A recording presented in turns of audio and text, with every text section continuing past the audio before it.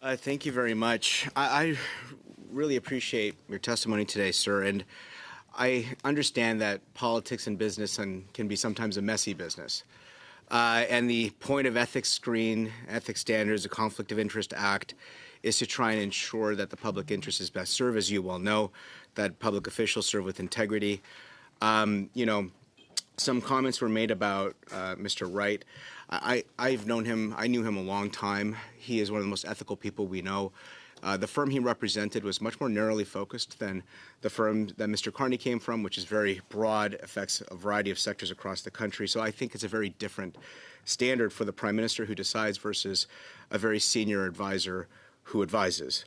You know, in the United States, the expectation of public office holders is to force their officials to sell all their interests and give a very attractive tax rollover so that there would be no suspicion of conflict, which is something that the clerk of the Privy Council did, but the Prime Minister clearly had a different idea for himself. So in the context of what is the formal process for screen versus the informal process for screening, we're really trying to get in this committee down to the nub of where the general application ends and where a disproportionate interest begins.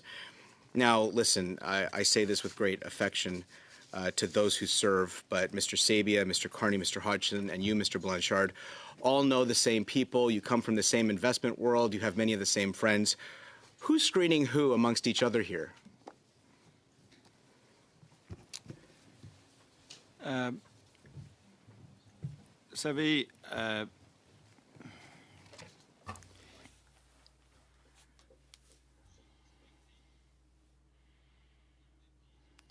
I have over 30 years of experience, and I've always applied the high standards. je vais juste vous dire que j'applique. I wanted to say that I personally apply the highest ethical standards in my role and in all my previous roles, whether it be for that law firm or as representative of Canada. The kind of value that you provide to... Pardon, je parle français un tout petit peu, mais je suis un étudiant. I speak only a little bit of French, but... To the translator, but I'd like to say, who is screening who between the four of you? I understand all four of you believe that you are serving the public interest. You've come from on high to serve the people of Canada. We should be grateful, but you know, this is a very small world of investment institutions. They all operate on major sectors that are critical to the success of Canadian workers. So among all of you, who's screening who? Ce que je vous ai répondu très clairement. I personally, and for all the people that you mentioned, these are people with irreproachable careers in both the public and private sector. And these are people who follow the highest ethical norms. But rather an advertisement on their pedigree, which is really not what I'm interested in exploring with my time. Point of order, please. Mr. Speaker. Point of order. Go ahead, Ms. Church. I know what your point of order is. Only that the question was asked twice, and on two occasions the witness has been unable to answer. Okay. Mr. Blanchard. I appreciate the question. Are you able to directly answer Mr. Majumdar? Sa question est pas reliée à l'administration. His question is not related to administering the screen. But I'm trying to answer when we're asking who does the verification for who. Monsieur Blanchard, attends une seconde. 1 minute, please, Mr. Blanchard. I stopped Mr. Majumdar's time. Mr. Majumdar asked you a question. Please ask your question, and I'll be restarting your time now. You know, I asked a clear question about who's screening who, including the Prime Minister, so it's directly related to the topic here, but we didn't get an answer twice. Look, Duff Conacher, the head of Democracy Watch, has described this Prime Minister as potentially the most conflicted in Canadian history. The most conflicted. He has over 100 conflicts of interest hanging over his head in every single decision he takes, in private, in cabinet, in meetings with public officials, and in accountability with the public. Now, every commissioner that has come before this committee has complained that the government hasn't resourced them enough to do their jobs. there's a cloud of uncertainty and of corruption over the Prime Minister in massive decisions from renewables to housing to energy to infrastructure, all things that he has not divested himself from, and in which we're not confident he is being appropriate with his disclosure. So is he trying to have his cake and eat it too, or are we being unnecessarily silly about moving, who's screening who, what's being listened to, without actually being providing the kind of transparency Canadians deserve? Monsieur Blanchard. Je veux juste vous dire que Democracy Watch, since we're trying to see who's saying what, the Federal Court of Appeal looked at Democracy Watch, and that was in a decision made in 2018, and I quoted it earlier. Those are the facts.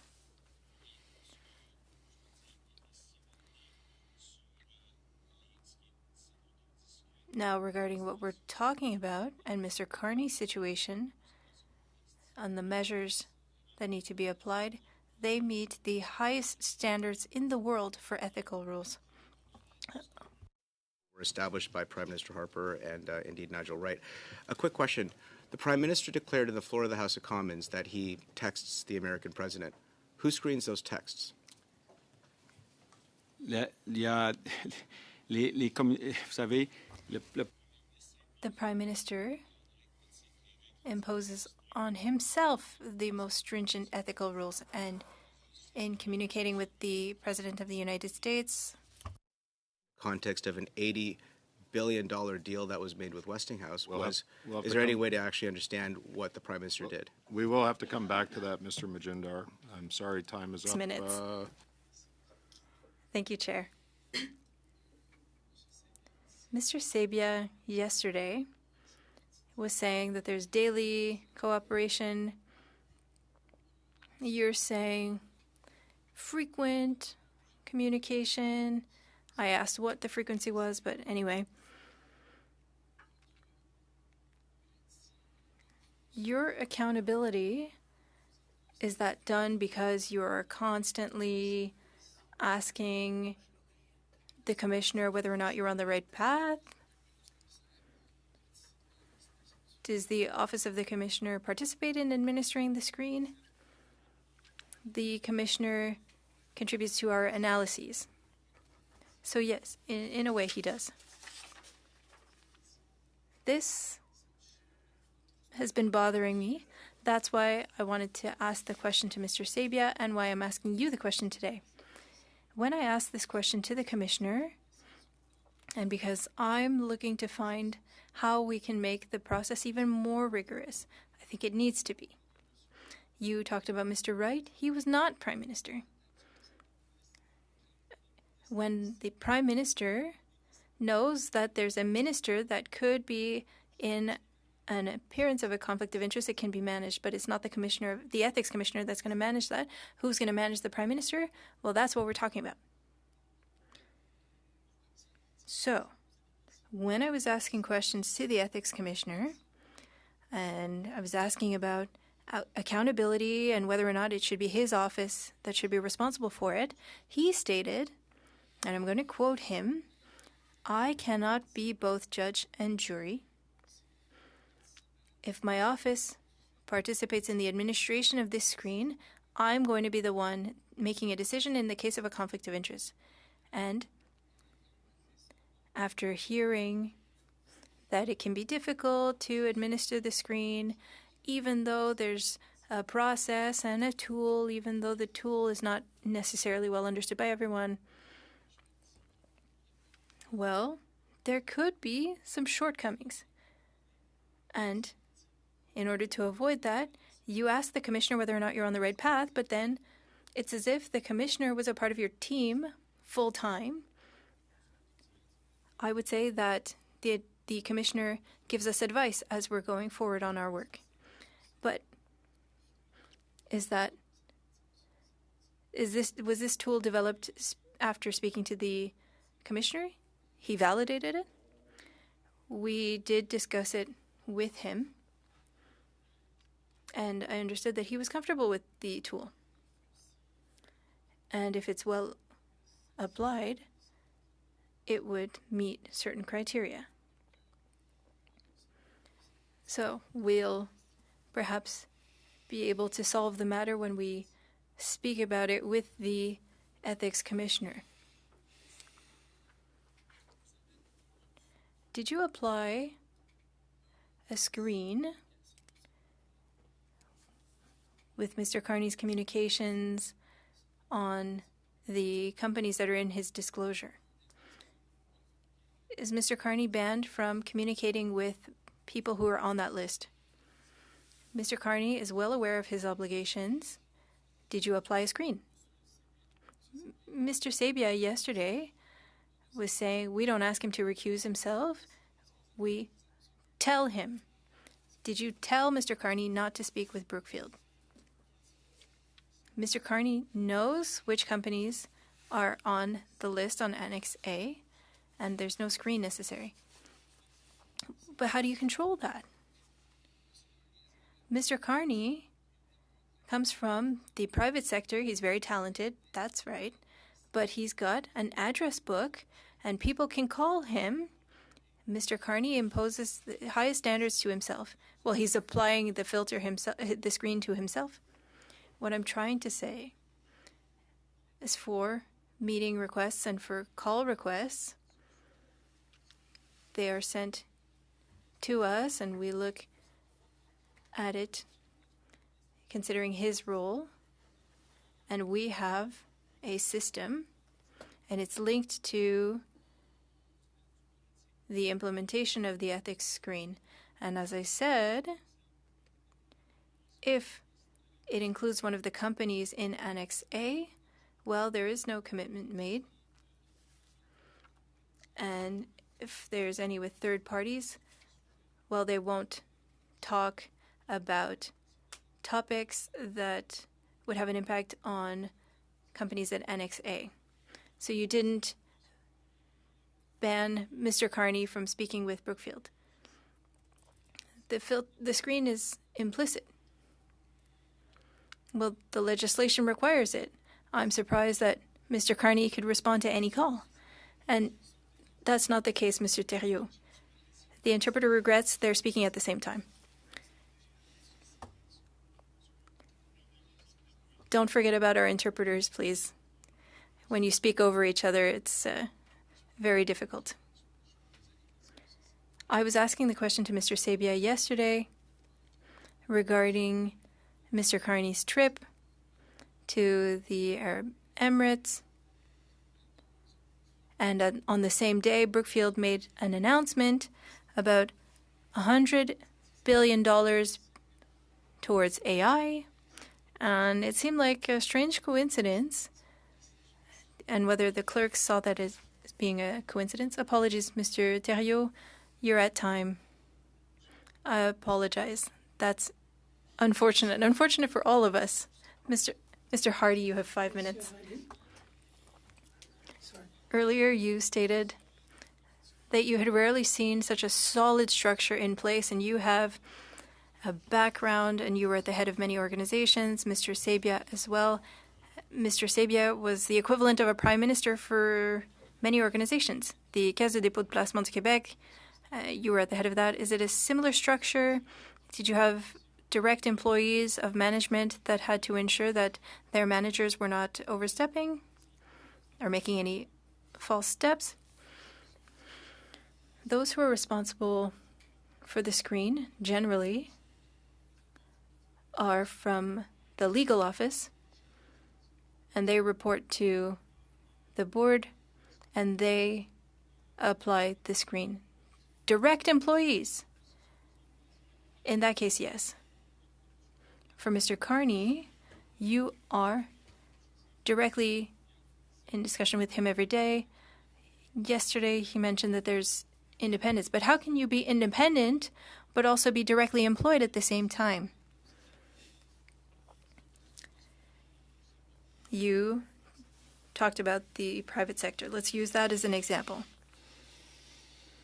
A chair of the CEO would name the director. You see whether or not he's under the president of the board, but his main goal is towards the company and not towards the one who appointed him. And we can use the same analogy for me. I was appointed by the Prime Minister.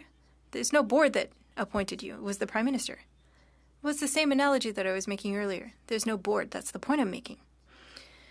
What I'm trying to say to you is that the chief of operations is independent, even though he's appointed by the president of the board. For the application of the screen, I am independent from the Prime Minister. My main focus is for the Prime Minister. Well, using your own logic, if Mr. Carney is not satisfied with the decision that was made, he could fire you. Well, there, I would say that my wife would be very pleased with something like that. Yeah, we've heard similar responses. You said this earlier. We're looking at the present, that you're doing everything to ensure that Canadians are protected. We're all virtuous. Mr. Carney self-regulates.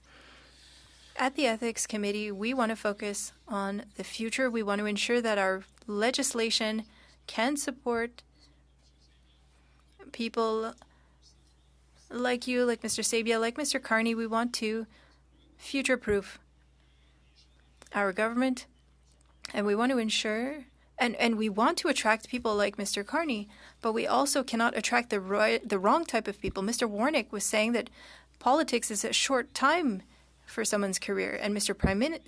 Carney, Prime Minister Carney, comes from the private sector. We don't know for how long he'll be here, but when he goes back to the private sector after being Prime Minister, he can be benefiting from his current position, and we want to ensure that this is not a recurring event.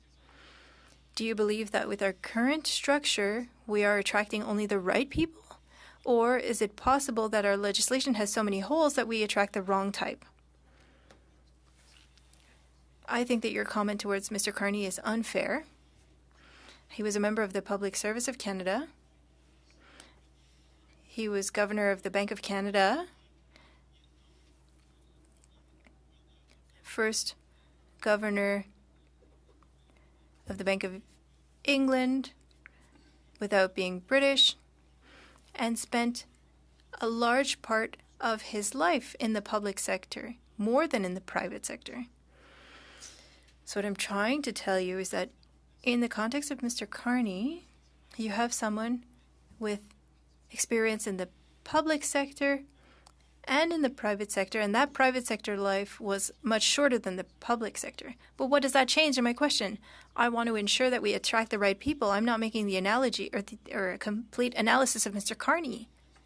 I want to ensure that the structure that we have is able to control people who might have the intention to do what he is doing, but with bad intentions. We can give him the best intentions of the world, but if somebody has bad intentions and it's the Prime Minister who can fire people who apply the screen, well, how is that going to build trust? Mr. Hardy, your time is up.